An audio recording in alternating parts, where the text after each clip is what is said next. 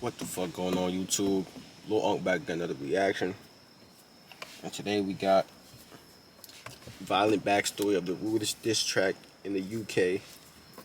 Abzsav tables turn. I reacted to that, but I did the screen recording on the MacBook. The MacBook screen recording, don't even record the audio, bro. I can't even do that reaction no more, bro. We gonna react to this instead. Let's start the screen recording and get into it. Like the video, comment, subscribe before we get into it. But we about to get into it, nigga. 3. Hold on, homie. 3, 2, 1, go. UK drill fans are going wild right now after a West London rapper called Abzsav dropped probably the rudest 3 songs to ever come out. In today's video, we are going into the backstory of these 3 diss tracks, which will clear up a lot about why they are so violent. Let's get into it. Abzsav, it was turned to. They had the little skeleton.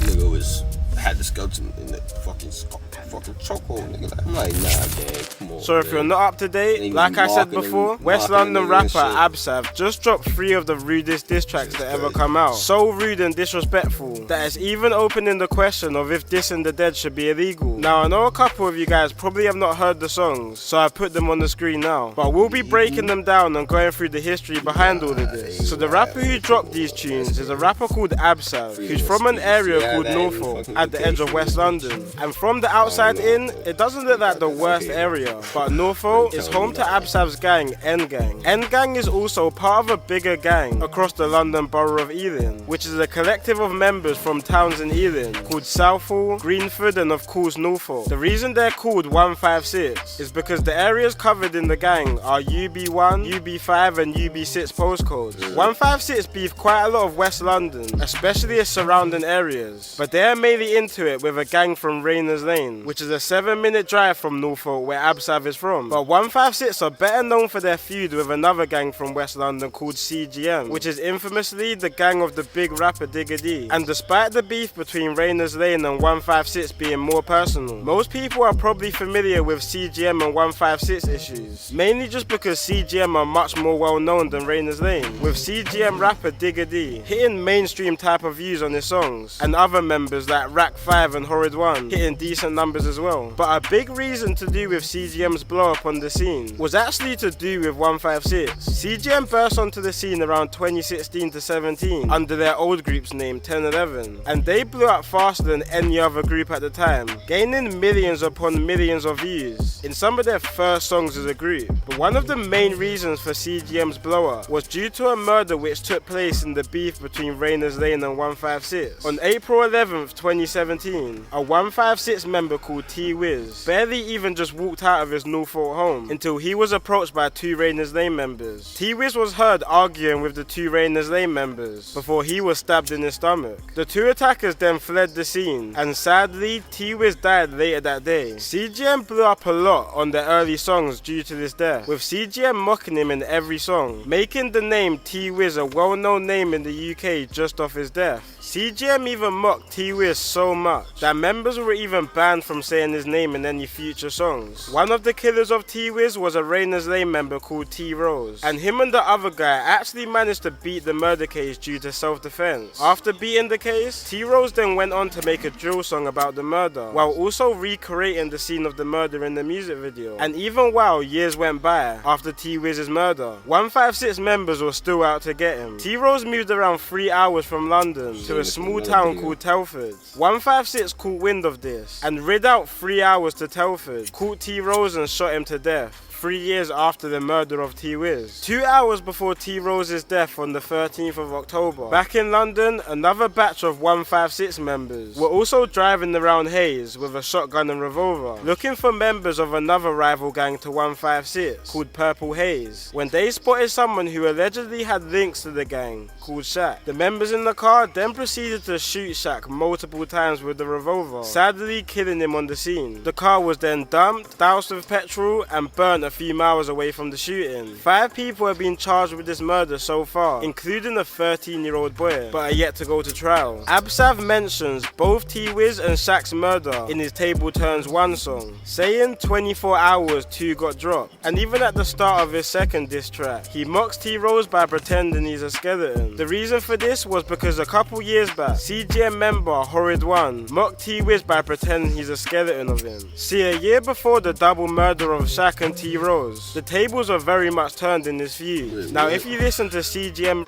and even at the start of his second diss track, we're finishing. Oh yeah, nigga.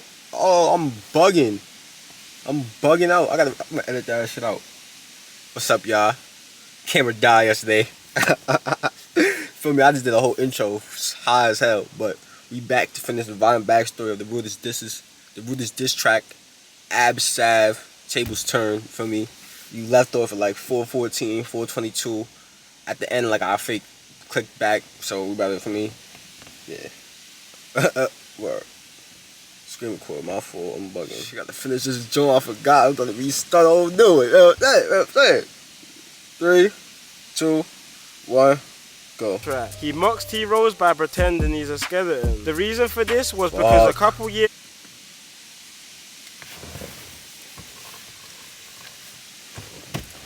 Fucking hell, mate. That's what y'all niggas be saying. Fucking hell, mate. Fucking hell, mate.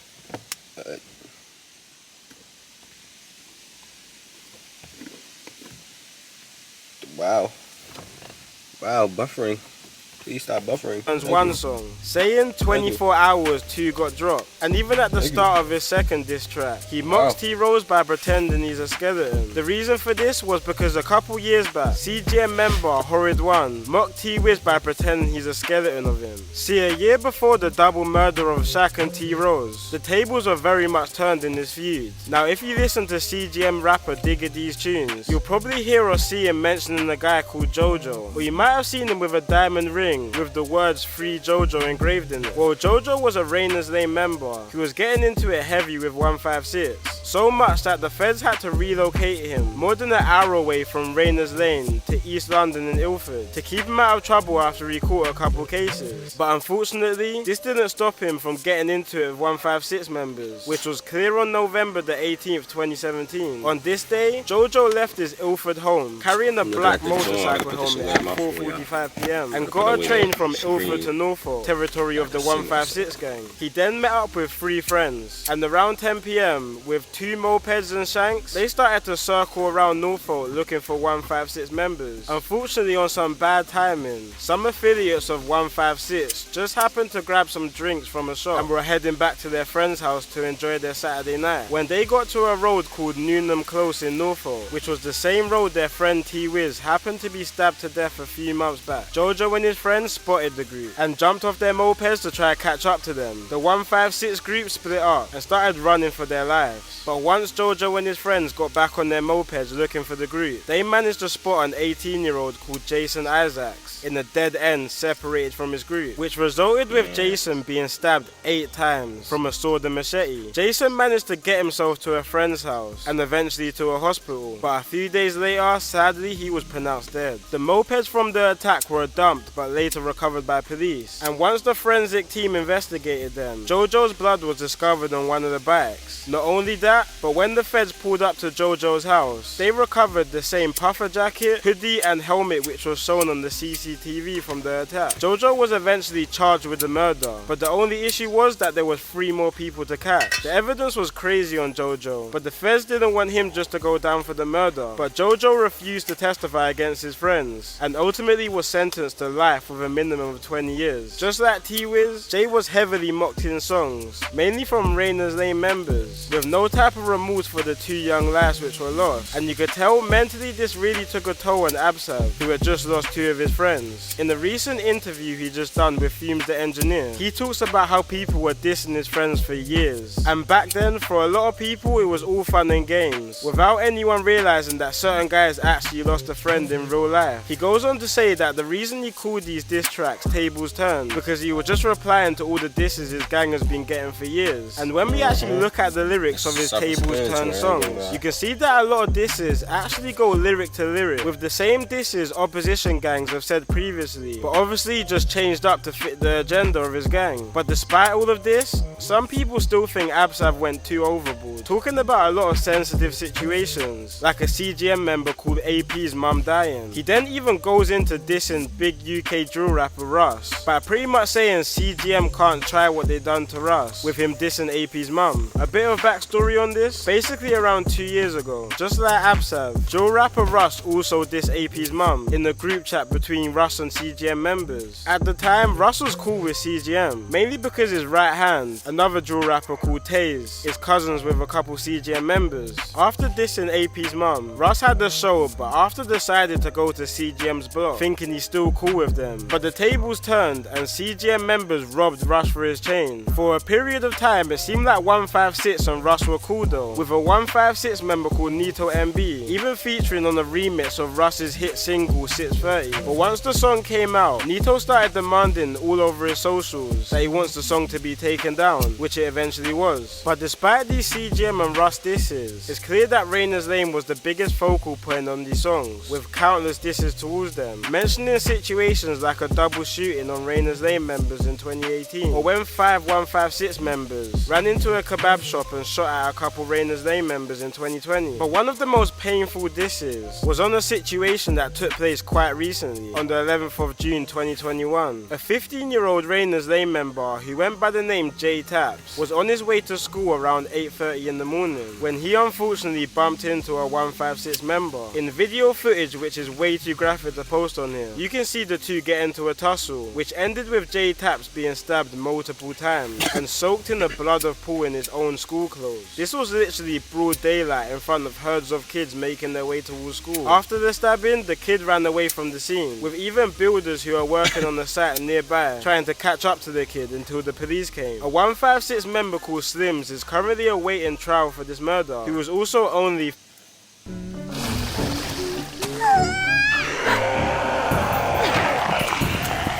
15 and was making his way to school, which is crazy to think that this feud is running so deep that school kids from each side are turning on each other.